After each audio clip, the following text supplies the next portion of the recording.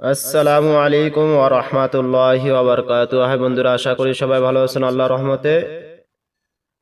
আমাদের গত ভিডিওর মধ্যে 24 নম্বর পর্যন্ত পড়া হয়েছে। ইনশাআল্লাহ আজকে আমরা 25 নম্বর পড়া শুরু করব, 25 নম্বর থেকে। তো শুরু করা যাক। আউযু বিল্লাহি মিনাশ শাইতানির রাজিম, বিসমিল্লাহির রহমানির রহিম। আজকের পড়াটা খুবই গুরুত্বপূর্ণ। 25 নম্বরে ব্যতিক্রম আলিফে জায়দা। আমরা আলিফে জায়দা আজকে চিনব। আলিফে জায়দা কাকে বলে, কিভাবে পড়তে হয়, কখন আসলে পড়তে হবে, আমরা বিস্তারিত ইনশাআল্লাহ জানব। 25 নম্বরে ব্যতিক্রম আলিফ জায়দা। কোরআন শরীফের এই 8 শব্দ ভুলে যাওয়া যাবে না। দম ফেলে আর নাইবা ফেলে টেনে পড়া যাবে না। এটাই আলিফ জায়েদা। দম ফেলি আর নাইবা ফেলি টেনে পড়া যাবে না। এই এখানে দেখতেছেন যে 8টা শব্দ, এই 8টা শব্দ কিন্তু কোরআন শরীফের মধ্যে আছে। এই কোরআন শরীফে লিতাত লুয়া, লিয়া বলুয়া, লিয়ার বুয়া, না বলুয়া, একে কোয়া রি র পর্যন্ত এই 8টি শব্দই কিন্তু আছে কোরআন শরীফে। এই 8টি শব্দ আমি এখানে যেভাবে পড়াবো আপনারা কোরআন শরীফের মধ্যে এইভাবে পড়তে হবে। দেখেন, আলিফে জায়দা কাকে বলে, এইটার কথা বলা হয়েছে যে আলিফের উপর শূন্য থাকে তাকে বলা হয় আলিফে জায়দা। এই আলিফে জায়দা বলতেছে কোরআন শরীফে 8টি শব্দ আছে, ভুলে যাওয়া যাবে না। দম ফেলি আর নাইবা ফেলি টেনে পড়া যাবে না। এখানে টেনে পড়তে নিষেধ করছে তাড়াতাড়ি পড়তে হবে। আলিফটা যদি আমরা ধরি তাহলে টেনে পড়তে হবে, আর আলিফটা যদি আমরা বাদ দেই তাহলে টেনে পড়া যাবে না। তো অতএব আমরা আলিফটা বাদ দিব। আলিফের উপর যদি শূন্য থাকে এইটা পড়া যাবে না, এটাকে বলা হয় আলিফে জায়দা। এটা লেখার সময় আসবে, পড়ার সময় আসবে না। যেমন লামজের লি, তা যাব তা, তা পড়ব তায়ের সাথে তাত, লি তাত। লাম পেশ লু, লি তাত লু। ওয়াও জবর ওয়া, লি তাত লুয়া, লি তাত লুয়া। লাম জের লি, ইয়া জবর ইয়া, ইয়া পড়ব বায়ের সাথে ইয়াবো, লিয়াবো। লাম পেশ লু, লিয়া বলু। ওয়াও জবর ওয়া, লিয়া বলুয়া, লিয়া বলুয়া। এখানে ফুল আছে, কলকলা করিতে হবে আমাদেরকে। লিয়া বলুয়া। লাম জের লি, ইয়া জবর ইয়া, ইয়া পড়ব রয়ের সাথে ইয়ার, লিয়ার। বা পেশ বু, লিয়ার বু। ওয়াও জবর ওয়া, লিয়ার বুয়া, লিয়ার বুয়া। নুন জবর না, না পড়ব বায়ের সাথে নাবো। লাম পেশলু, না বলু। ওয়াও জবর ওয়া, না বলুয়া, না বলুয়া। হামজা জবর আ, আ পড়ব নুনের সাথে আং। তা জবর তা, আং তা, আং। এখানে গুণনা করতে হবে। কালো ত্রিভুজ যেখানে নুন সেকেন্ড গোপন হবে সেখানে, অর্থাৎ এই কালো ত্রিভুজটা যদি থাকে তাহলে আমাদেরকে গুণনা করতে হবে। তা জবর তা, তা। বা পেশ বু, তাবু। ওয়াও জবর ওয়া, তাবু ওয়া। আলিফটা বাদ যাবে, এটাকে বলে আলিফে জায়দা, অতিরিক্ত আলিফ। লাম জবর লা, লা পড়ব নুনের সাথে লান। নুন জবর না, না পড়ব দালের সাথে নাদো। লান নাদো। মাঝখানের নুনটা বাদ যাবে। এই মাঝখানের নুনটা লেখার সময় আসবে, পড়ার সময় আসবে না। অতএব এই নুনের উপর সুকুন আছে, জজম আছে, এরপরে কি আছে, তাসদিদ আছে। অবশ্যই আমাকে তাসদিদওয়ালা অক্ষরটাকে ধরতে হবে। লান নাদো, আইন পেশ উ, ওয়াও জবর ওয়া, উয়া। লান নাদো উয়া, লান নাদো উয়া। সা যাব সা, মিম পেশ মু, মু পড়ব ওয়ার সাথে মু, সামু। দাল যাব দা, সামুদা। কব জবর ক, ওয়াও আলিফ জবর ওয়া, ওয়া। র জের রি, রি পড়ব ইয়ার সাথে রি, কওয়ারি। র জবর র, কওয়ারি র, কওয়ারি র। তারপর আসি আমরা 26 নম্বর। 26 নম্বরে ওয়াকফে মুআনাকা অর্থ হলো, এই ওয়াকফে মুআনাকা অর্থ হলো একে অপরের সাথে মিলিত হওয়া, একে অপরের সাথে মিলিত হওয়া। 3 3 6 ফোঁটা ওয়াকফে মুআনাকা, দুই জায়গার যে কোনো এক জায়গায় দম ফেলানো যাবে। 3 3 6 ফোঁটা ওয়াকফে মুআনাকা, দুই জায়গার প্রথম 3 ফোঁটায় দম আমরা ফেলেছি, মানে এখানে বুঝাইতেছে প্রথম আমরা দম ফেলেছি। ইচ্ছা করলে আপনি প্রথমেও দম ফেলাইতে পারেন, আবার এখানেও দম ফেলাইতে পারেন। এই উপরে যে 3 ফোঁটা আছে, এখানে উপরে 3 ফোঁটা আছে, এই কথায় বলছেন 3 3 6 ফোঁটা ওয়াকফে মুআনাকা, এটাকে বলা হয় ওয়াকফে মুআনাকা। ইচ্ছা করলে আপনি এখানেও দম ফেলাইতে পারেন, এখানেও দম ফেলাইতে পারেন। যেমন দেখুন, লাম আলি জবর লা, লাম আলি জবর লা, এক দাগ যেখানে এক আলিফ টানতে হবে সেখানে। লাম আলি জবর লা, র জবর র, র পড়িব ইয়ার সাথে রয়, লা রয়, লা রয়।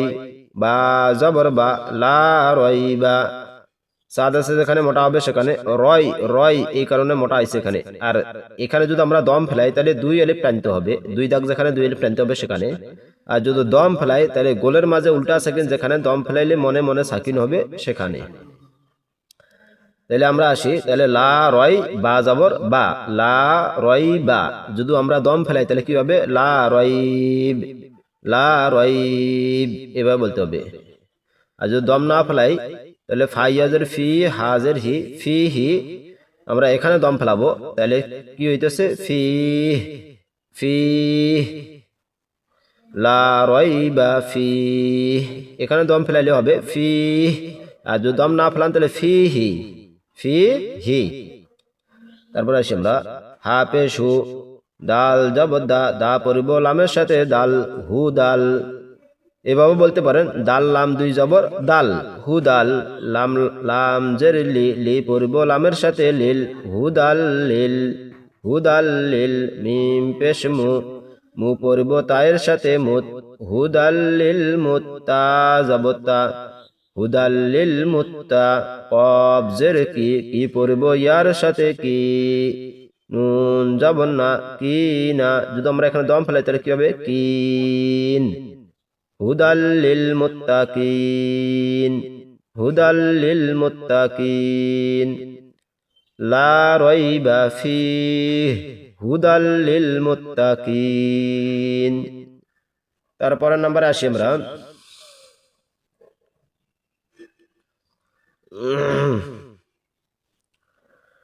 27 নম্বরে র পড়ার 2 নিয়ম। র পড়ার কয় নিয়ম? 2 নিয়ম। এই যে রটা আছে, এই রটা পড়ার 2 নিয়ম। পাতলা আর মোটা, পাতলা আর মোটা। রয়ের উপর জবর পেশ, র হরফ মোটা। র সাকিন ডাইনে জবর পেশ, র হরফ মোটা। র সাকিনের ডাইনে যদি জবর অথবা পেশ থাকে তাহলে র হরফ কি হবে? মোটা হবে। র এর নিচে জের হলে র হরফ পাতলা। আপনাদেরকে আমরা বুঝাই দিই এখানে, বাকি গুলো হুজুরের কাছ থেকে অর্থাৎ হুজুরের নিকট হতে জেনে নিতে বলছে এখানে লেখক। তা আমি বলতে চাই আপনারা এখানে খেয়াল করেন কিভাবে মোটা করবেন। বলা হয়েছে এখানে যে র উপরে যদি জবর অথবা পেশ থাকে তাহলে র অক্ষরটা মোটা করে পড়তে হবে। আর র সাকিনের আগে যদি জবর থাকে তাহলে র অক্ষরটা মোটা করে পড়তে হবে। যেমন হামজা জবর আ, আ পড়ব রয়ের সাথে আর, আর এভাবে বলতে হবে। আর যদি জের থাকে, রয়ের নিচে যদি জের থাকে তাহলে পাতলা করে পড়তে হবে। যেমন রজের রি, রি, রজের রি। আর সাদ আছে যেখানে মোটা হবে সেখানে, যেখানে সাদ নাই ওখানে মোটা হবে না। সাদ আছে যেখানে মোটা হবে সেখানে। র জবর র, র মোটা করে বলতে হবে। র পেশ রু, র পেশ রু। হামজা জবর আ, আ পড়ব রয়ের সাথে আর, আর। হামজা পেশ উ, উ পড়ব রয়ের সাথে উর, এটাও মোটা হবে। র সাকিনের আগে যদি পেশ থাকে, পেশ অথবা জবর থাকে তাহলে মোটা করে পড়তে হবে। উর, উর। র জবর র, র পড়ব বায়ের সাথে রব, র পড়ব বায়ের সাথে রব। বাজের বি, বি পড়ব রয়ের সাথে বীর, রব বীর। হা জবর হা, হা পড়ব মিমের সাথে হাম, রব্বির হাম। হা পেশ হু, রব্বির হাম হু। মিম আলি জবর মা, রব্বির হাম হুমা, রব্বির হাম হুমা।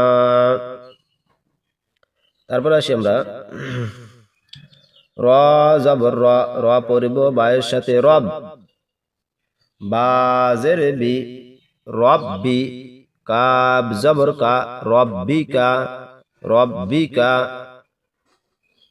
আমরা যদি এখানে দম ফেলাই রব্বিক হবে।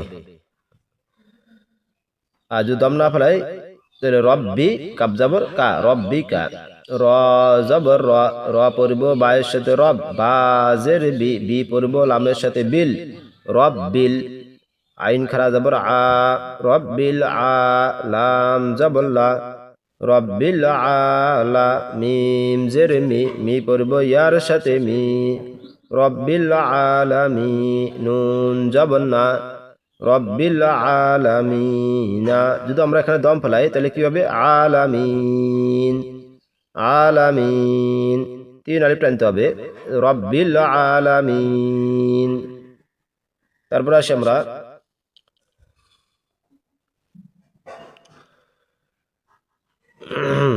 28 নাম্বার। 28 নম্বরে ওয়াকফে আরদি, দম ফেলিবার 1 নাম্বার নিয়ম। ওয়াকফা সমূহ, অর্থাৎ এটা দম ফেলিবার 1 নাম্বার নিয়ম। দম ফেলিবার নিয়ম মোট 11টি। কয়টি ভাই? দম ফেলিবার নিয়ম মোট 11টি, তার মধ্যে 1 নাম্বারটি এখন শুরু হয়ে গেছে।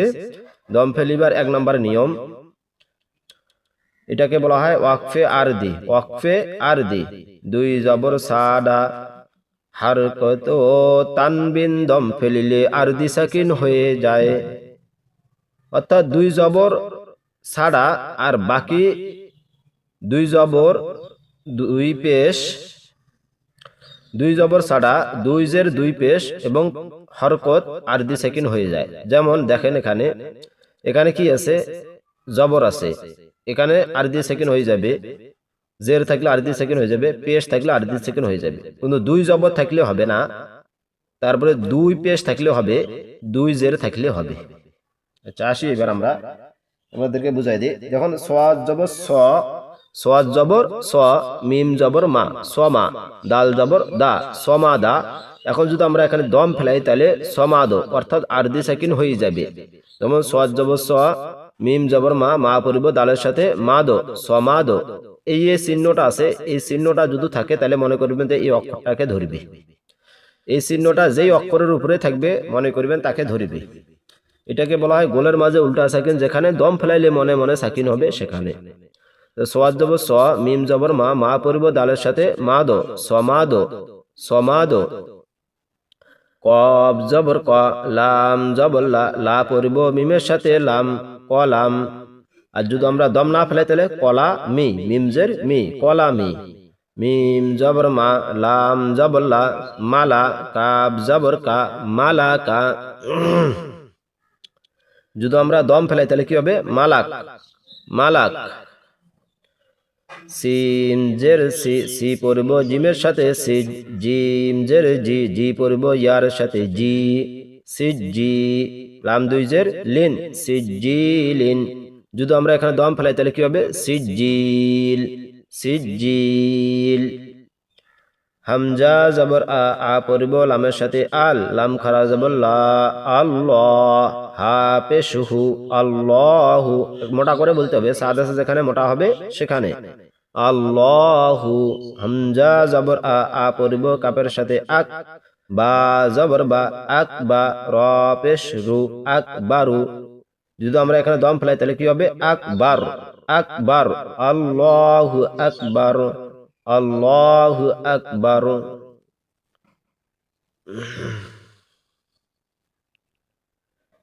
তারপর আসি আমরা 29 নাম্বার।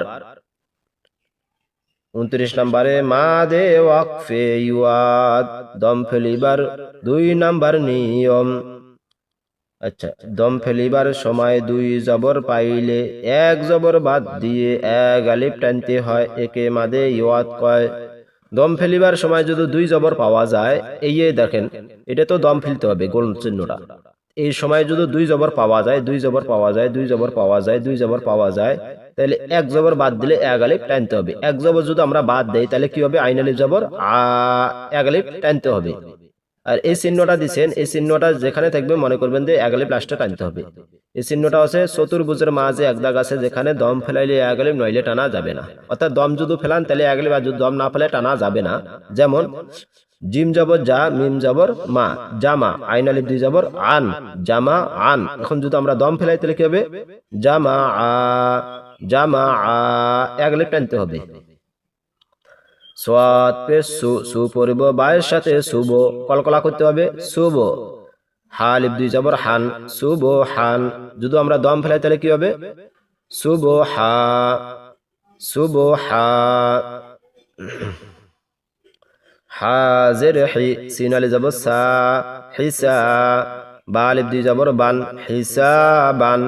যদি আমরা দম ফেলাই তাহলে কি হবে? হিসাবা, হিসাবা। সিন জবর সা, বা জের বি, বি পড়ব ইয়ার সাথে বি, সাবি। লাম আলিফ দুই জবর লান, সাবিলান।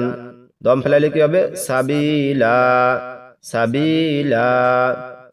আইন জবর আ, লাম জের লি, লি পড়ব ইয়ার সাথে লি, আলি। মিম আলিফ দুই জবর মান, আলিমান, আলিমান।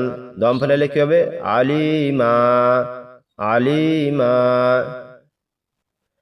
লাম পেশ লু, বা জবর বা, লুবা। দাল আলিফ দুই জবর দান, লুবা দান। দম ফেলাইলে কি হবে? লুবা দা, লুবা দা।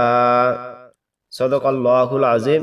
আজকে এতটুকু পড়া থাকলো 29 নম্বর পর্যন্ত। ইনশাআল্লাহ আগামীকাল আমরা 30 নম্বর পড়া নিয়ে আসিব। ওয়া আখিরু দাওয়ানা আলহামদুলিল্লাহি রাব্বিল আলামিন। আসসালামু আলাইকুম ওয়া রাহমাতুল্লাহি ওয়া বারাকাতুহু।